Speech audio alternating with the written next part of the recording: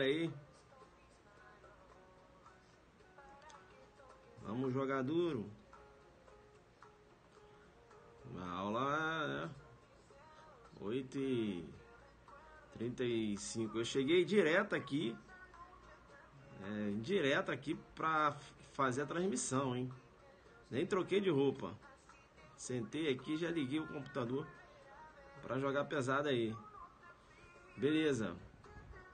Aí o que você vai fazer? Pega seu material do aulão Adelante, material do aulão Adelante, Polícia Civil do Distrito Federal. Registrar aí a presença da minha querida professora, né? Professora Lúcia Glioche.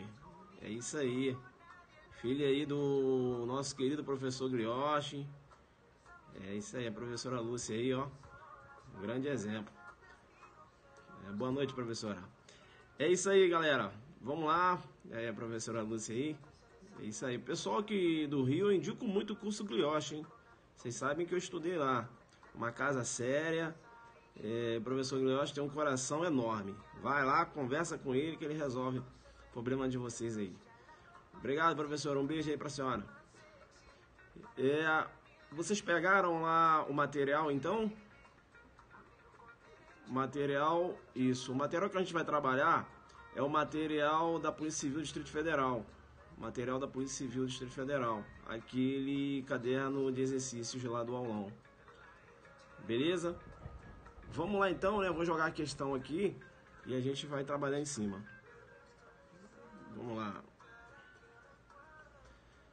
Eu parei na questão de número 6, né? Isso. Tentar aqui ver se eu consigo.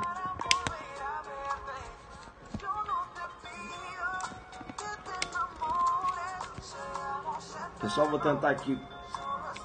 Isso. Aqui. Opa. Eu vou acertar. Calma aí.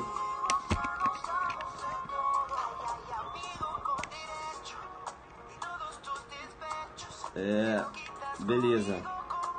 Eu acho que agora segurou. Vou acertar aqui agora para ela descer, né? Cadê? Aqui e tal. Questão de número 6. Questão de número 6. Tá dando pra... Aí, questão de número 6. Vamos lá então. Sai aqui da musiquinha, né? E... Tá dando errado aqui, mas eu vou conseguir. Hoje tá pegando. Isso, saiu aqui agora. Isso, agora sim. Tá dando pra... E a galera tá dando pra... Aí. O pessoal tá conseguindo visualizar a questão aí de número 6? O pessoal tá conseguindo visualizar a questão de número 6? Vamos lá então? Pega o seu material aí.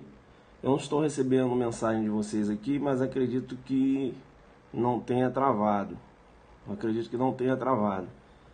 não estou recebendo mensagem aqui, mas vocês devem estar me recebendo aí. Pega o seu material, e o seu material lá do aulão Adelante, PCDF. Vamos abordar aqui a questão de número 6, né? Do material, que trata lá do delito de participação em suicídio. Beleza? Delito de participação em suicídio. Aí, bacana. Vamos lá então? Questão de número 6. Questão de número 6. Eu não sei se vocês estão me recebendo aí. Realmente aqui parou total, né? Parou total. Espero que estejam me recebendo. Vamos lá então. Vamos fazer a questão número 6. E aí eu vou verificar se vai chegar a mensagem de vocês aqui. Vamos lá, questão número 6. A pena do delito de induzimento, instigação ou auxílio a suicídio será aumentada se o crime for praticado por motivo egoístico ou se a vítima for menor ou tiver diminuída por qualquer causa a capacidade de resistência. Questão correta, mas eu vou chamar a sua atenção quando eu trato lá do delito de participação em suicídio, né? Veja que o delito não é de suicídio. Veja que quando eu trato de suicídio, suicídio por si só não é considerado crime, né? Crime é a participação em suicídio, né? Crime é aquela pessoa que induz ou instiga aquela outra pessoa que se propõe a ceifar a própria vida. Crime é aquela pessoa que, por exemplo, auxilia, né, a outra pessoa que tem o desejo de ceifar a própria vida. Quando eu trato lá de induzimento ou instigação, eu tenho a chamada participação moral. Quando eu faço referência ao auxílio, eu tenho aí materializada a participação material. Fica esperto porque o agente, né, que é enquadrado lá no delito de participação em suicídio, ele desenvolve conduta acessória. Por isso que é participação. Porque se o Mévio quer se matar e ele não tem coragem de ceifar a própria vida, e ele pede para que o Tício realize um disparo de arma de fogo na cabeça do Mévio, né? O Mévio pede o Tício que realize disparo de arma de fogo na cabeça do Mévio, não é isso? Veja que aí eu não tenho conduta acessória, isso é conduta principal. Então, por mais que o Mévio tenha consentido com aquele ato, porque ele quer ceifar a própria vida, o Tício vai responder por participação em suicídio? Não, porque ele desenvolve conduta principal, ele desenvolve o verbo do tipo, ele desenvolve atos executórios, ele vai responder por homicídio. Deu para entender isso? Então fica muito esperto quando eu trato lá da participação em suicídio. É importante ainda quando eu trato da participação em suicídio, que quando é que eu vou ter, né, esse crime consumado? Eu vou ter esse crime consumado quando da participação, seja moral ou material, ocorre a lesão corporal de natureza grave, naquela vítima que se propôs a ceifar a própria vida, não é isso? Ou ocorre a morte da vítima. Então, aquele que auxiliou, aquele que induziu ou instigou, vai responder por participação em suicídio, não por homicídio. Deu para entender? De lado outro, se ocorre o resultado lesão corporal leve daquela vítima que tentou ceifar a própria vida, aquele terceiro que auxiliou ou induziu ou instigou, para ele o fato será atípico, se ocorrer a lesão corporal de natureza leve. Bacana? Tranquilo. Tá, quanto ainda à participação em suicídio, eu vou chamar a sua atenção. Veja que a questão está correta, né? Porque a questão menciona aqui que a pena será aumentada se o crime for praticado por motivo egoístico ou se a vítima for menor ou tiver diminuída por qualquer causa a capacidade de resistência. A questão está correta e eu vou chamar a sua atenção, porque o parágrafo único ele menciona a pena é duplicada. Professor, mas olha só, a questão está falando que a pena é aumentada. Aí no parágrafo único informa que é duplicada. Filhão, o que duplica não aumenta? Entenderam ou não? Então, se menciona que a pena é duplicada, claro que está aumentando. Entenderam ou não? Fica esperto. Aí o inciso 1 menciona, se o crime é praticado por motivo egoístico. E eu te dou um exemplo. O Tício trabalha na mesma empresa que o Mévio, e o Mévio passando lá por problemas pessoais, de ordem financeira, chega para o Tício e fala, Tício, eu não sei o que eu faço. Eu estou tentando resolver esse problema na minha vida. Aí o Tício fala para o Mévio, ô Mévio, por que você não se mata? Olha aí, induzindo, Ou o Mévio já tem a intenção de se matar e o Tício reforça, instiga. Entenderam ou não? Mas ele tem uma finalidade. Qual a finalidade? Ocupar o lugar do Mévio na empresa. Isso é um motivo egoístico. Então, veja, é uma situação que enseja a duplicação da pena. Entenderam ou não? Quando eu trato lá da idade da vítima, que também seja a duplicação da pena, quando o parágrafo único do 122 ele menciona lá, se a vítima é menor ou tem diminuído por qualquer causa a capacidade de resistência, quem é esse menor? Aí eu tenho duas correntes. Quem seria esse menor? Para a primeira corrente, esse menor é o menor de 18 anos. Então, se você induzir, instigar ou auxiliar, né, um menor de 13 anos, vai responder por participação em suicídio, pela primeira ocorrente. Beleza? Responde participação em suicídio com a pena duplicada. Por quê? Menor de 18, ou seja, aquele que consta com 13 anos. Primeira corrente com essa pegada. Porque para a primeira corrente é um menor de 18. Então pode ser 13, 11, 12, 10. Entenderam ou não? Para a segunda corrente, que é uma corrente majoritária, esse menor, na verdade, é o menor de 14 a 18. Menor de 14 a 18. Por que o menor de 14 a 18? Ora, o menor de 14 anos, ele não tem capacidade de consentimento. Inclusive, se ele consente com um ato sexual, esse consentimento e nada, né, é a mesma coisa. Por quê? Porque eu tenho a vulnerabilidade.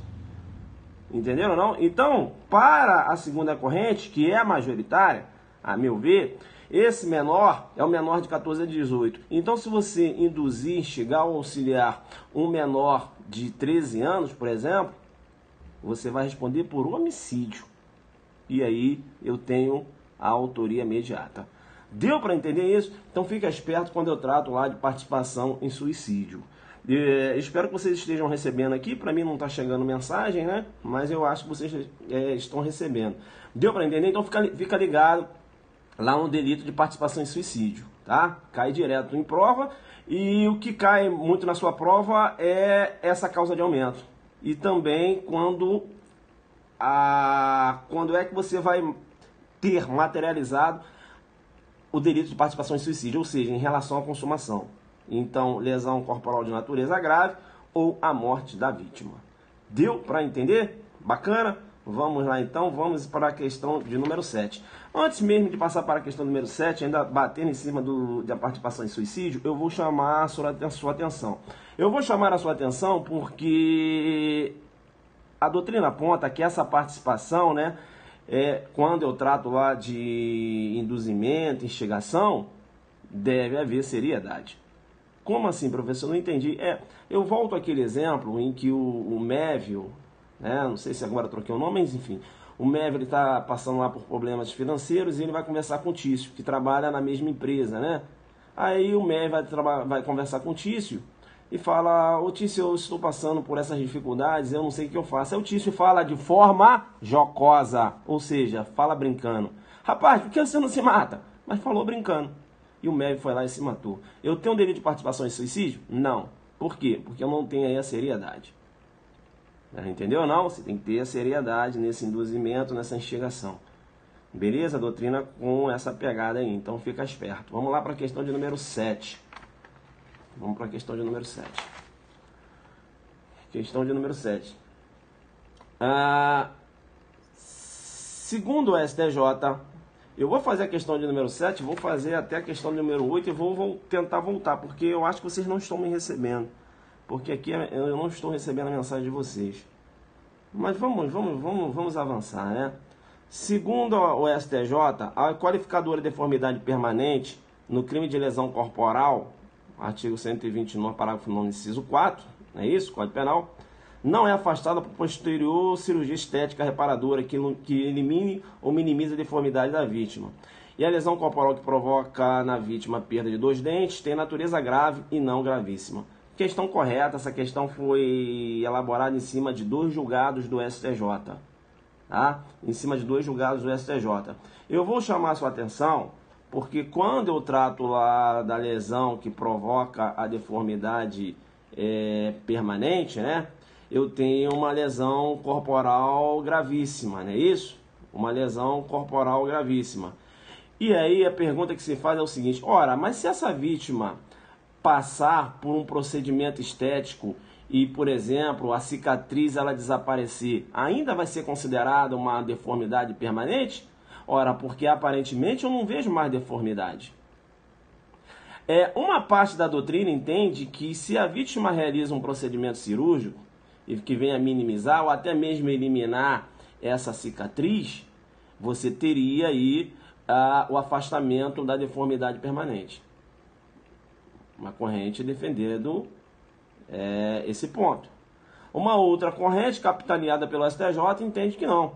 Por quê? Porque a vítima não é obrigada a colocar a mão no bolso, né, ter grandes gastos para eliminar uma lesão provocada por um namorado, por exemplo, aquele namorado que joga ácido no rosto da vítima. Entenderam ou não? Então é muito relativo isso. Então, para o STJ, mesmo que a vítima venha realizar uma cirurgia estética e tenha sucesso, para o STJ não afasta a deformidade permanente. A lesão continua sendo uma lesão corporal gravíssima. Importante. Tá. Quando eu trato lá da perda de 2 dentes, né? Veja que a perda de 2 dentes, inclusive o julgado até menciona, né? Veja que o STJ está mencionando. A lesão corporal que provoca na vítima a perda de 2 dentes tem natureza grave e não gravíssima. A perda de 2 dentes pode até gerar uma debilidade permanente, ou seja, uma dificuldade maior da mastigação, mas não configura deformidade permanente. Pode ensejar uma debilidade e não uma deformidade permanente. Então a lesão corporal ela é grave e não é gravíssima. Deu para entender isso? É importante, né, quando a gente trata aí da lesão corporal grave ou gravíssima. É importante ainda que quando eu trato a lesão corporal grave ou gravíssima, raciocinar com a questão de 2 órgãos, não é isso? Então, eu tenho 2 olhos, né? Se um olho foi afetado, mas o agente consegue enxergar do outro olho, eu não tenho aí a perda, né? Veja, da visão total. Você tem uma debilidade, não é isso? Então, a lesão corporal é grave e não gravíssima. Agora, se da conduta, a conduta enseja, né, a lesão nos 2 olhos, fazendo com que o indivíduo fique totalmente cego, aí sim a lesão corporal será gravíssima. Entenderam ou não? Importante. Então, quando se trata de 2 órgãos, né? Se atingiu um e o outro não perdeu a sua função, a lesão corporal é grave. Se há o atingimento dos 2 órgãos, aí a lesão corporal é gravíssima. Eu volto lá na deformidade permanente, porque aquela lesão provocada pelo ácido, né? Essa lesão, ela recebe um nome doutrinário. Eu tenho aí o que a doutrina chama de vitriolagem. É a lesão corporal provocada pelo ácido. Beleza? Vitriolagem. Tranquilo? Bacana. É chato dar aula assim se eu não estou aqui recebendo as mensagens de vocês, nem sei se vocês estão aí. Mas eu vou fechar a lesão corporal, vou sair e vou voltar de novo. Eu vou fechar aí, porque aí fica fechada a parte de lesão corporal. Tá, aí eu bati lá na questão dos 2 órgãos, a gente bateu em cima. Beleza. Eu vou chamar essa atenção e você vai marcar aí, artigo 129, parágrafo 12. Vai cair na sua prova. É a chamada lesão corporal funcional.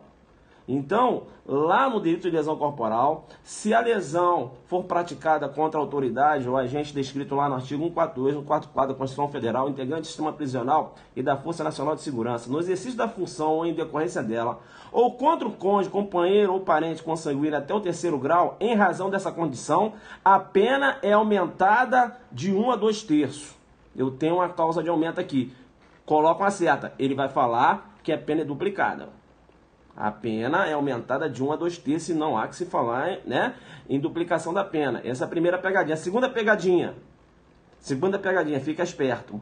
Essa lesão corporal ela pode ser considerada um crime hediondo? Depende. Se essa lesão for uma lesão corporal gravíssima. Se for uma lesão corporal gravíssima, será considerado um crime hediondo. Caso seja uma lesão corporal leve, será considerado, não há que se falar, né, de crime hediondo, não há que se falar da roupagem de crime hediondo nesse delito. Deu para entender? Lesão corporal funcional, ela pode ser considerada crime hediondo? Sim, mas desde que essa lesão seja uma lesão corporal gravíssima. Deu para entender isso? Bacana, né? Tá. Outra questão também que pode cair na sua prova, acerca da possibilidade do perdão judicial na lesão corporal culposa. Eu já tinha falado isso já na outra questão. Então, o artigo 129, parágrafo 8º, menciona lá que na lesão corporal culposa há a possibilidade da aplicação do artigo 120, parágrafo 5º, que é o perdão judicial. Perdão judicial não se aplica só ao homicídio culposo, a lesão corporal culposa também. Eu tenho aqui a previsão, não vou aqui mais falar acerca do perdão judicial, porque eu falei do perdão judicial quando eu tratei lá do homicídio. Ontem eu falei no Instagram, né? Então aqui você já, né? Aí tem aquela questão lá da relação de afeto, STJ, eu não vou falar aqui a mesma coisa, beleza? Só para você saber que a previsão lá na lesão corporal. Outra questão também envolvendo lesão corporal que pode cair na sua prova, você tem que saber. Artigo 129, parágrafo 9º. Veja que se a lesão for praticada contra ascendente, descendente, irmão, cônjuge, companheiro, ou com quem conviva ou tenha convivido, ou ainda prevalecendo um agente das relações domésticas de coabitação de hospitalidade, eu tenho aí uma escala penal diferenciada. Eu tenho pena de detenção de 3 meses a 3 anos. Então, a lesão corporal no âmbito de violência doméstica. E é muito importante, veja bem, muito embora a Lei 11.340, né, tenha aplicabilidade quando a vítima é mulher, não é isso? Essa escala penal que faz referência à lesão corporal praticada no âmbito doméstico, veja bem o que eu vou falar agora, ela se aplica também quando o homem é vítima. Porque o 129, parágrafo 9 menciona: se a lesão corporal for praticada contra ascendente, descendente, irmão, cônjuge ou companheiro, entenderam ou não? Veja que não falou companheira, né? Então, cônjuge ou companheiro, né? Então, veja, não se restringe. O que eu estou dizendo para você é o seguinte: se a Tícia, e aí eu vou chamar sua atenção para um detalhe muito importante, a Tícia agrediu o Mévio, bateu no Mévio, ela é a mulher do Mévio. Essa conduta foi praticada no âmbito doméstico. Entenderam ou não? Tá, professor. A Tícia agrediu o Mévio. Beleza. Provocou lesão corporal? Provocou. Foi levada para a delegacia? Foi levada para a delegacia. O delegado vai lavrar um termo circunstanciado em desfavor da Tícia? Não. Professor, não vai por causa da Lei Maria da Penha? Nada disso. O delegado não vai poder lavrar um termo circunstanciado em desfavor da Tícia, porque a pena é superior a 1 ano. É superior a pena máxima é superior a 2 anos, melhor dizendo. Entenderam ou não? Foge do conceito de crime de menor potencial ofensivo. Então, uma questão muito interessante. O delegado, professor, então, se o delegado não vai lavrar um termo circunstanciado em favor da Tícia, professor, peraí, ele vai lavrar um auto de prisão em flagrante? Calma. Ele pode até lavrar um auto de prisão em flagrante, mas ele vai necessitar da representação do Mévio que foi agredido. Professor, mas ação penal, calma. Ação penal pública é incondicionada no lesão corporal quando eu tenho a vítima, quando a vítima na posição de vítima, eu tenho lá a figura da mulher. Que aí, a aplicabilidade é a Lei 11.340. Não é isso? A violência doméstica naquele contexto. Quando o homem é vítima, muito embora eu não venha aqui a lavrar o termo circunstanciado em desfavor da mulher, porque a escala penal, né, é superior a 2 anos, veja, a lesão corporal de 3 meses a 3 anos, eu necessito da representação do homem para prender a mulher. Deu para entender? Então a mulher que agride um homem, ela pode ser presa? Pode. Né? Provocou lesão corporal no homem, ela pode ser presa? Pode. Mas veja, há uma condição de procedibilidade. Qual seja a representação do homem. O homem que agride a mulher e provoca lesão corporal na mulher, ele pode ser preso? Pode. Há necessidade de representação da vítima? Não. A ação penal pública é incondicionada. Então veja, quando o homem é vítima, a ação penal pública é condicionada à representação. E se ele representar, o delegado lavra o auto de prisão em flagrante, não termo circunstanciado. Mas por que, professor? Olha a escala penal, filhão. 3 meses a 3 anos. Deu para entender essa diferença que tem? Então fica esperto aí, tá? Pode cair na sua prova ainda o artigo 129, parágrafo 11, que menciona que na hipótese do parágrafo 9º, ou seja, naquele contexto de violência doméstica, a pena será aumentada de 1/3 se o crime for cometido contra a pessoa portadora de deficiência. Grande probabilidade de cair na prova também, muito importante. Beleza? Tranquilo? Bacana? Legal, né? Vamos lá para a questão de número 8. Eu vou fazer o seguinte, eu vou sair e vou voltar, porque eu não estou recebendo mensagem de vocês aqui, e eu não sei se vocês estão me recebendo. Então, para não dar uma aula aqui que ninguém recebeu nada, né, não adianta. Eu vou ter que fazer isso, que aí quando eu voltar eu vou perguntar se vocês assistiram até a resolução dessa questão aqui. Vou para a questão número 8, eu vou sair e vou entrar de novo. Beleza? Tranquilo, vamos lá então. Esse negócio de internet é uma droga.